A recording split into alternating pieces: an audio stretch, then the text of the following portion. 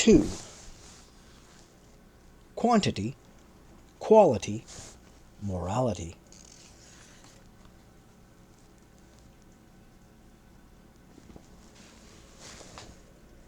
In the brave new world of my fantasy, eugenics and dysgenics were practiced systematically.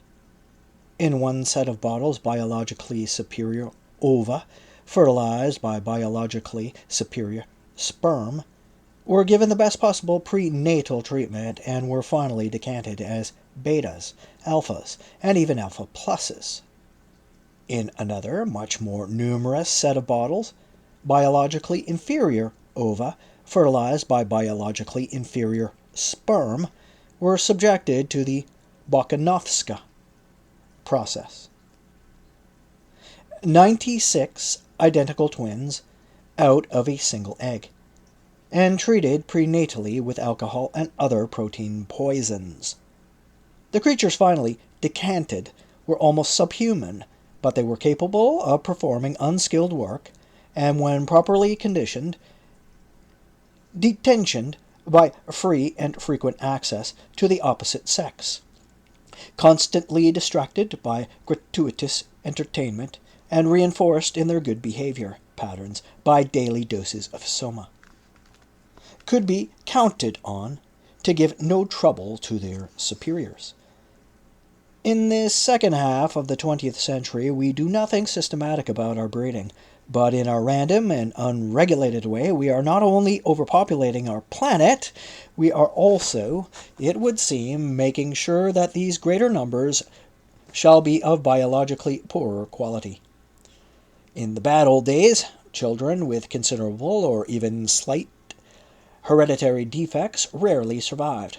Today, thanks to sanitation, modern pharmacology, and the social conscience, most of the children born with hereditary defects reach maturity and multiply their kind.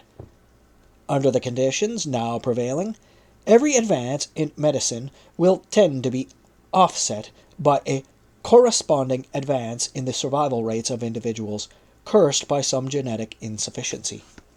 In spite of new wonder drugs and better treatment, indeed, in a certain sense, precisely because of these things, the physical health of the general population will show no improvement, and may even deteriorate. And along with a decline in average healthiness, there may well go a decline in average intelligence. Indeed, some competent authorities are convinced that such a decline has already taken place and is continuing under conditions that are both soft and unregulated, writes Dr. W. H. Sheldon. Our best stock tends to be outbred by stock that is inferior to it in every respect. It is the fashion in some academic circles to assure students that the alarm over differential birth rates is unfounded, that these problems are merely economic, or merely educational, or merely religious, or merely cultural, or something of the sort. This is Pollyanna optimism. Reproductive delinquency is biological and basic, and he adds that nobody knows just how far the average IQ in this country, the USA, has declined since 1916, when Terman attempted to standardize the meaning of IQ 100. In an underdeveloped and overpopulated country, where 4/5 of the people get less than 2,000 calories a day and 1/5 enjoys an adequate diet, can democratic institutions arise spontaneously? Or if they should be imposed from outside or from above, can they possibly survive? And now, let us consider the case of the rich, industrialized, and democratic society in which, owing to the random but effective practice of dysgenics, IQs and physical vigor are on the decline. For how long can such a society maintain its traditions of individual liberty and democratic government? 50 or 100 years from now, our children will learn the answer to this question. Meanwhile, we found ourselves confronted by a most disturbing moral problem. We know that the pursuit of good ends does not justify the employment of bad means. But what about those situations, now of such frequent occurrence, in which good means have end results, which turn out to be bad.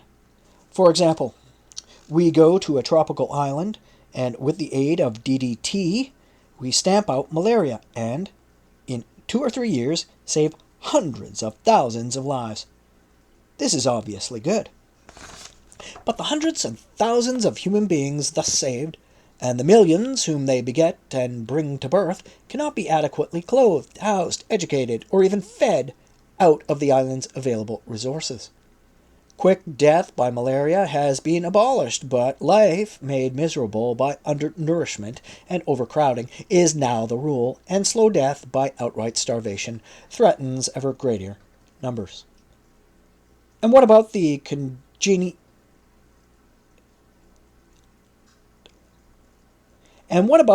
congenitally insufficient organisms whom our medicine and our social services now preserve so that they may propagate their kind? To help the unfortunate is obviously good, but the wholesale transmission to our descendants of the results of unfavorable mutations and the progressive contamination of the genetic pool from which the members of our species will have to draw are no less obviously bad.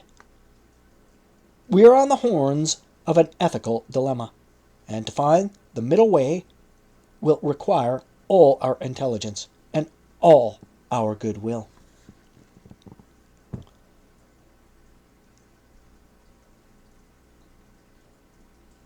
Three, over-organization.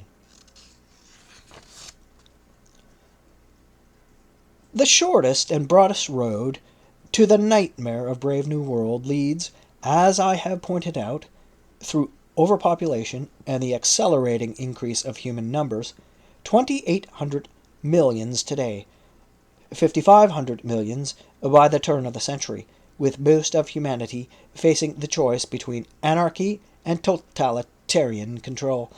But the increasing pressure of numbers upon available resources is not the only force propelling us in the direction of totalitarianism. This blind biological enemy of freedom is allied with immensely powerful forces generated by the very advances in technology of which we are most proud. Justifiably proud, it may be added, for these advances are the fruits of genius and persistent hard work, of logic, imagination, and self-denial, in a word, of moral and intellectual virtues, for which one can feel nothing but admiration. But the nature of things is such that nobody in this world ever gets anything for nothing. These amazing and admirable advances have to be paid for. Indeed, like last year's washing machine, they are still being paid for, and each installment is higher than the last. Many historians, many sociologists, and psychologists have written at length, and with deep concern, about the price that Western man has had to pay and will go on paying for technological progress. They point out, for example, that democracy can hardly be expected to flourish in societies where political and economic power is being progressively concentrated and centralized. But the progress of technology has led and is still leading to such concentration and centralization of power. As the machinery of mass production is made more efficient, it tends to become more complex and more expensive, and so less available to the enterpriser of limited means. Moreover, mass production cannot work without mass distribution, but mass distribution raises problems which only the largest producers can satisfactorily solve. In a world of mass production and mass distribution, the little man, with his inadequate stock of working capital, is at a grave disadvantage. In competition with the big man, he loses his money and finally his very existence as an independent producer. The big man has gobbled him up. As the little men disappear more and more, economic power comes to be wielded by fewer and fewer people. Under a dictatorship, the big business, made possible by advancing technology and the consequent ruin of little business, is controlled by the state. That is to say, by a small group of party leaders and the soldiers, policemen, and civil servants who carry out their orders. In a capitalist democracy such as the United States, it is controlled by what Professor C. Wright Mills has called the power elite. This power elite directly employs several millions of the country's working force in its factories, offices, and stores, controls many millions more by lending them the money to buy its products, and through its ownership of the media of mass communication influences the thoughts, the feelings, and the actions of virtually everybody. To parody the words of Winston Churchill, never have so many been manipulated so much by so few. We are far indeed from Jefferson's ideal of a genuinely free society composed of a hierarchy of self-governing units, the elementary republics of the wards, the country republics, the state republics, and the Republic of the Union, forming a gradation of authorities. We see, then, that modern technology has led to the concentration of economic and political power, and to the development of a society controlled ruthlessly in the totalitarian states, politely and inconspicuously in the democracies, by big business and big government. But societies are composed of individuals, and are good only insofar as they help individuals to realize their potentialities, and to lead a happy and fruitful life. How have individuals been affected by the technological advances of recent years? Here is the answer to this question, given by philosopher, psychiatrist, Dr. Erich Fromm. Our contemporary Western society, in spite of its material, intellectual, and political progress, is increasingly less conducive to mental health, and tends to undermine the inner security, happiness, reason, and the capacity for love in the individual. It tends to turn him into an automaton who pays for his human failure with increasing mental sickness, and with despair hidden under a frantic drive for work and so-called pleasure. Our increasing mental sickness may find expression in neurotic symptoms. These symptoms are conspicuous and extremely distressing. Footnote, personal footnote. Automaton is actually pronounced automaton, as we all know. Pardon me. End of personal footnote. But let us beware, says Dr. Fromm, of defining mental hygiene as the prevention of symptoms. Symptoms, as such, are not our enemy, but our friend. Where there are symptoms, there is conflict, and conflict always indicates that the forces of life which strive for integration and happiness are still fighting. The really hopeless victims of mental illness are to be found among those who appear to be most normal. Many of them are normal because they are so well adjusted to our mode of existence, because their human voice has been silenced so early in their lives, and they do not even struggle or suffer to develop symptoms as the neurotic does. They are normal, not in what they may be called the absolute sense of the word. They are normal only in relation to the profoundly abnormal society. Their perfect adjustment to that abnormal society is a measure of their mental sickness. These millions of abnormally normal people living without fuss in a society to which, if they were fully human beings, they ought not to be adjusted, still cherish the illusion of individuality. But in fact, they have been, to a great extent, de-individualized. Their conformity is developing into something like uniformity, but uniformity and freedom are incompatible. Uniformity and mental health are incompatible too. Man is not made to be an automaton, and if he becomes one, the basis for mental health is destroyed. In the course of evolution, nature has gone to endless trouble to see that every individual is unlike every other individual. We reproduce our kind by bringing the father's genes into contact with the mother's. These hereditary factors may be combined in an almost infinite number of ways. Physically and mentally, each one of us is unique.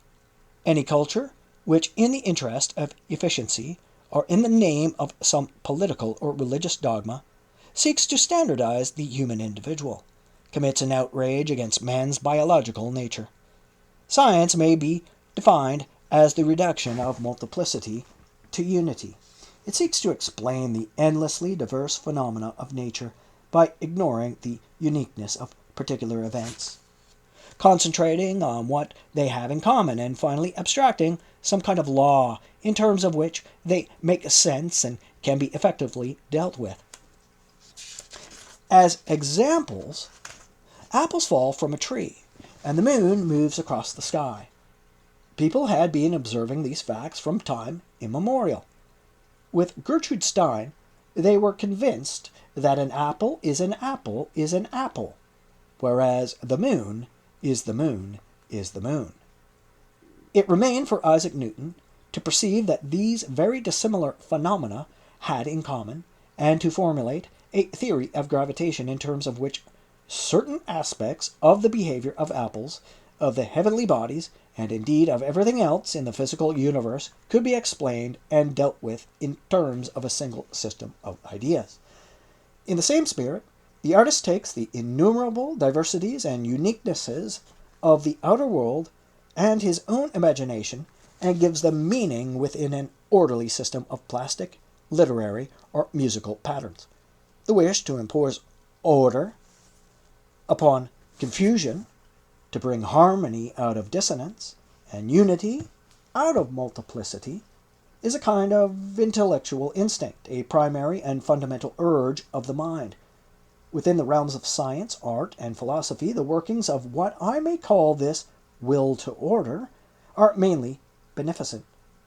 True, the will to order has produced many premature syntheses based upon insufficient evidence, many absurd systems of metaphysics and theology, much pedantic mistaking of notions for realities, of symbols and abstractions for the data of immediate experience. But these errors, however regrettable, do not do much harm, at any rate directly, though it sometimes happens that bad philosophical systems may do harm indirectly by being used as justification for senseless and inhuman actions. It is in the social sphere, in the realm of politics and economics, that the will of order becomes really dangerous. Here, the theoretical reduction of unmanageable multiplicity to comprehensible unity becomes the practical reduction of human diversity to subhuman uniformity, of freedom to servitude. In politics, the equivalent of a fully developed scientific theory or philosophical system is a totalitarian dictatorship. In economics, the equivalent of a beautifully composed work of art is the smoothly running factory in which the workers are perfectly adjusted to the machines. The will to order can make tyrants out of those who merely aspire to clear up a mess. The beauty of tidiness is used as a justification for despotism. Organization is indispensable, for liberty arises and has meaning only within a self-regulating community of freely cooperating individuals. But, though indispensable, organization can also be fatal. Too much organization transforms men and women into automata, suffocates the creative spirit, and abolishes the very possibility of freedom. As usual, the only safe course is in the middle between the extremes of laissez-faire, at one end of the scale, and of the total control at the other. During the past century, the successive advances in technology have been accompanied by corresponding advances in organization. Complicated machinery has had to be matched by complicated social arrangements, designed to work as smoothly and efficiently as the new instruments of production. In order to fit into these organizations, individuals have had to de-individualize themselves, have had to deny their native diversity, and conform to a standard pattern, have had to do their best to become automata. The dehumanizing effects of over-organization are reinforced by the dehumanizing effects of overpopulation. Industry, as it expands, draws an ever greater proportion of humanity's increasing numbers into large cities. But life in large cities is not conducive to mental health. The highest incidence of schizophrenia, we are told, occurs among the swarming inhabitants of industrial slums, nor does it foster the kind of responsible freedom within small self-governing groups, which is the first condition of a genuine democracy. City life is anonymous and, as it were, abstract. People are related to one another, not as total personalities, but as the embodiments of economic functions, or, when they are not at work, as irresponsible seekers of entertainment. Subjected to this kind of life, individuals tend to feel lonely and insignificant. Their existence ceases to have any point or meaning. Biologically speaking, man is a moderately gregarious, not a completely social animal, a creature more like a wolf, let us say, or an elephant, than like a bee or an ant. In their original form, human societies bore no resemblance to the hive or the ant heap. They were merely packs. Civilization is, among other things, the process by which primitive packs are transformed into an analog, crude and mechanical, of the social insects, organic communities. At the present time, the pressures of overpopulation and technological changes are accelerating this process. The tertiary has come to seem a realizable and even in some eyes a desirable ideal. Needless to say, the ideal will never in fact be realized. A great gulf separates the social insects from the not too gregarious, big-brained mammal, and even though the mammal should do his best to imitate the insect, the gulf would remain. However hard they try, men cannot recreate a social organism.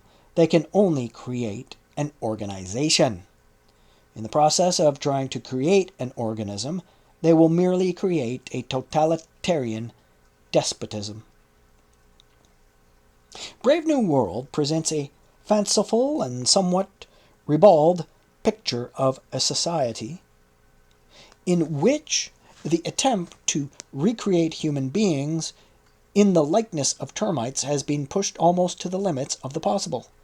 That we are being propelled in the direction of Brave New World is obvious, but no less obvious is the fact that we can, if we so desire, refuse to cooperate with the blind forces that are propelling us. For the moment, however, the wish to resist does not seem to be very strong or very widespread. As Mr. William White has shown in his remarkable book, The Organization Man, a new social ethic is replacing our traditional ethical system, the system in which the individual is primary. The key words in this social ethic are adjustment, adaptation, socially orientated behavior, belongingness, acquisition of social skills, teamwork, group living, group loyalty, group dynamics, group thinking, group creativity. Its basic assumption is that the social whole has greater worth and significance than its individual parts, that inborn biological differences should be sacrificed to cultural uniformity, that the rights of the collectivity take precedence over what the 18th century called the rights of man.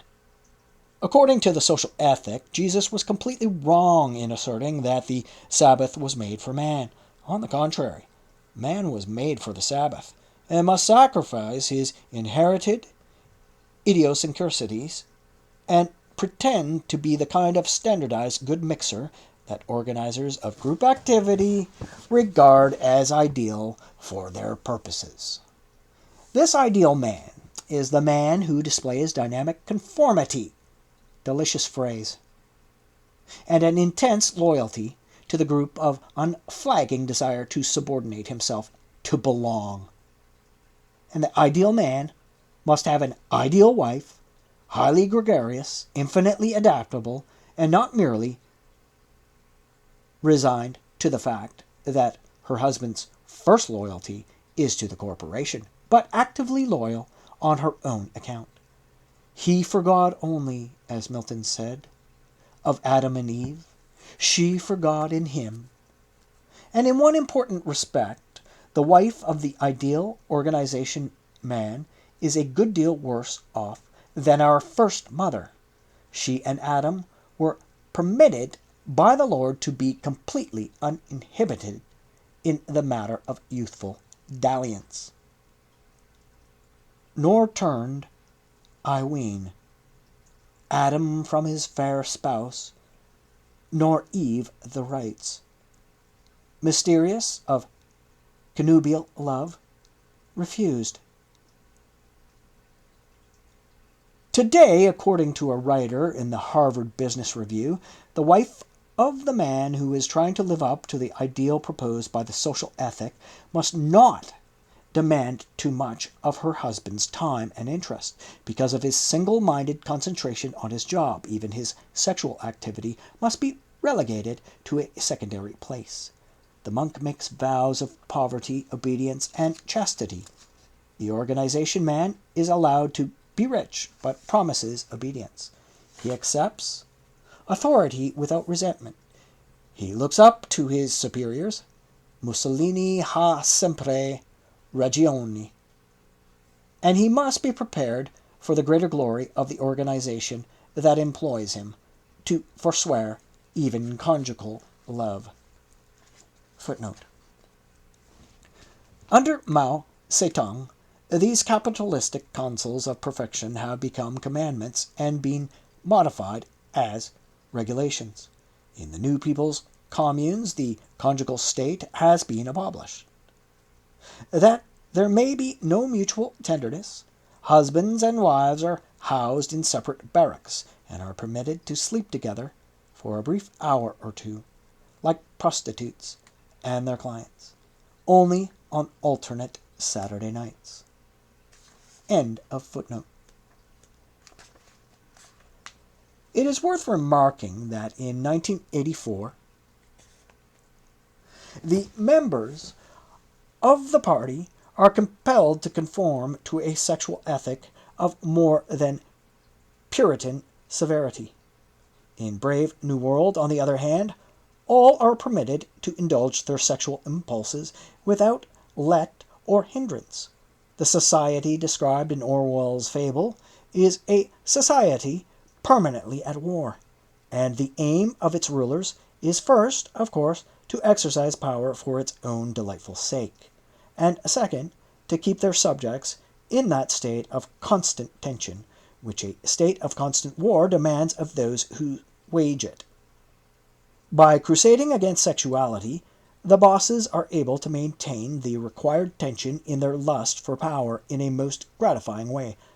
The society described in Brave New World is a world state in which war has been eliminated and where the first aim of the rulers is at all costs to keep their subjects from making trouble.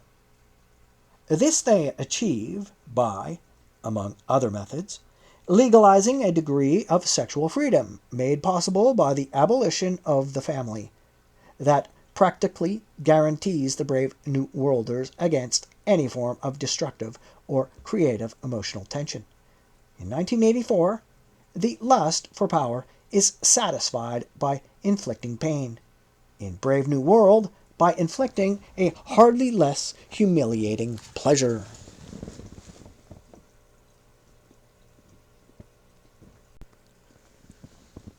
The current social ethic it is obvious is merely a justification after the fact of the less desirable consequences of over-organization.